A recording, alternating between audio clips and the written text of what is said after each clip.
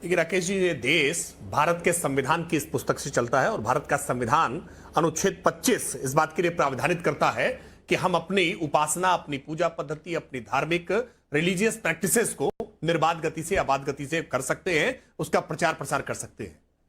और भारत का संविधान जिस बात की फंडामेंटल राइट्स में आपको इजाजत देता हो, अधिकार देता हो, उसमें किसी प्रकार का कोई अवरोध उत्पन्न नहीं कर सकता है। और यह बात हमको इस बात की भी आजादी देता है कि हम अपने रिलीजियस प्रैक्टिस जो है उसको प्रैक्टिस करते करते उसके साथ में अगर किसी की भावनाओं की कद्र करते हुए उसके साथ सहभागी हो, सहअस्तित्व के साथ चले, तो इस पर भी कोई आपत्ति नहीं हो सकती। हमने देखा है कि तमाम मजारों पर चादर चढ़ाने का काम बड़ी संख्या में हिंदू बिरादरी के लोग करते हैं, हिंदू समाज के लोग करते हैं। वो मुस्लिम रिचुअल्स के साथ में है, लेकिन जाकर के करते हैं, इसको लेकर के कोई आपत्ति नहीं होती है। हमने देखा है कि बहुत बड़ी संख्या में जब रोजा इफ्तार का समय चल रहा होता है तो इफ्तारी के लिए न केवल राजनीतिक शख्सियतें, क्योंकि राजनीतिक शख्सियतें तो हमने देखा है कि कैसे जालीदार टोपी लगा करके इफ्तारी करने के लिए पहुंच जाते हैं, और देश के तमाम बड़े पॉलिटिशियंस हमने देखे हैं। सामान्य लोग भी इफ्तारी करने के लिए ईद के मौके पर, मुकद्दस रमजान के मुकद्दस महीने में उनके साथ ही होते हैं। ये देश इसी सहअस्तित्व के साथ चलता है। लेकिन दुख होता है, यह दुर्भाग्यपूर्ण होता है कि जब कोई कांवड़ यात्रा में अगर शिवरत खींचने का काम करता है तो उसके खिलाफ फतवे जारी करने लगते हैं, उसका बाइकआउट करने की प्रयास किया जाता है।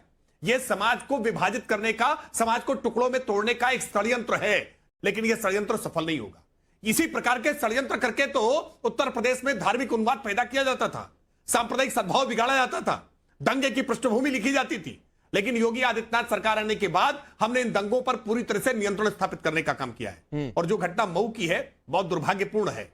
विद्या के स्थान, शिक्षा के स्थान संस्कार देने के लिए होते हैं, सबको उदारता के भाव सिखाने के लिए होते हैं। लेकिन अगर कहीं कोई मजहबी कट्टरपन सिखाने की कोशिश करता है, न केवल उस पीढ़ी को बल्कि आने वाली संततियों को बिगाड़ने का काम करता है, समाज को विभाजित करने का काम करता है। इस प्रकार की भावनाएं अगर विद्या के केंद्र में रखे जाएंगे, किसी मदरसे में रखे जाएंगे, वो भी जानकारी है। आप लोग, पुलिस इसको दुरुस्त करेगी, राकेश त्रिपाठी जी कार्रवाई करेगा कि वो भी। चलिए, देखिए, सादाब चौहान हो या हाफिज नूर हो या कलीमुद्दीन हाफिज हो, ये सारे लोग इसी मजहबी कट्टरपन की बीमारी से ग्रसित हैं। और मैं इसीलिए चुनौती देकर के कह रहा हूं कि इस पैनल में बैठे हुए हाफिज नूर हो, कलीमुल साहब हो या ये सादाब चौहान हो, ये कोई भी मुरादाबाद में जो कट्टरपन की घटना क्रिएट करने की कोशिश की गई है, इसकी निंदा नहीं करेंगे।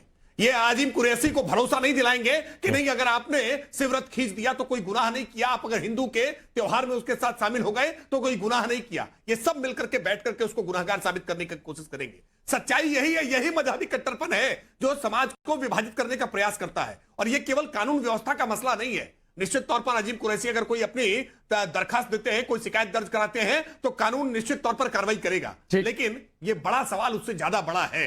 क्या हर बात को केवल कानून के डंडे से नियंत्रित किया जाएगा? यह बड़ी तरह पर समाज की सहमति कहां है? ये बैठ करके टीवी चैनल पर बैठकर सादाब चौहान मजहबी कट्टरपंथा फैलाएंगे।